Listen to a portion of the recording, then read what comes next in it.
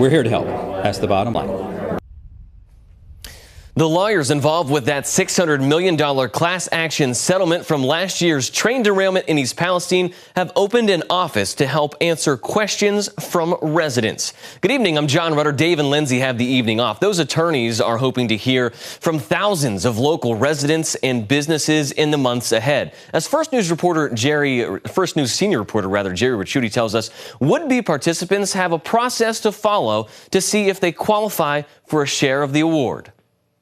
It's just its second day of operation, and the new East Palestine Train Derailment Settlement Center is getting busy as residents come with their questions. And it's a lot to understand, and we can help them with understanding exactly what are the terms and what are the steps that they need to do, what are the documents that they need to have. This week, thousands of claim forms for both direct payments to households and personal injury started arriving by mail to people living within 20 miles of the spot where that Norfolk Southern freight train derailed over a year ago. There's a lot of information that's within that packet, from the notice and the claim forms, and then maybe the releases that people need to potentially fill out to get benefits under the settlement. Last month, a federal judge in Youngstown gave preliminary approval to a $600 million settlement package arising from a class action lawsuit against the railroad.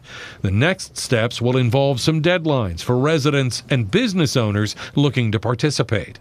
To file a claim, you have until August right now, August of 22nd. Okay, that's to file a claim for the direct payment, as I mentioned, and or the personal injury portion. But lawyers handling the lawsuit tell me simply obtaining these forms does not guarantee a payment will be coming, adding that a settlement administrator will review the claims to determine who is ultimately eligible. What we refer to as a point system is used in order to take objective information and make sure that folks are being compensated in connection with the degree of severity that they experienced. Those joining the class will need to be willing to accept whatever amount is ultimately shared and not try to sue for any further damages.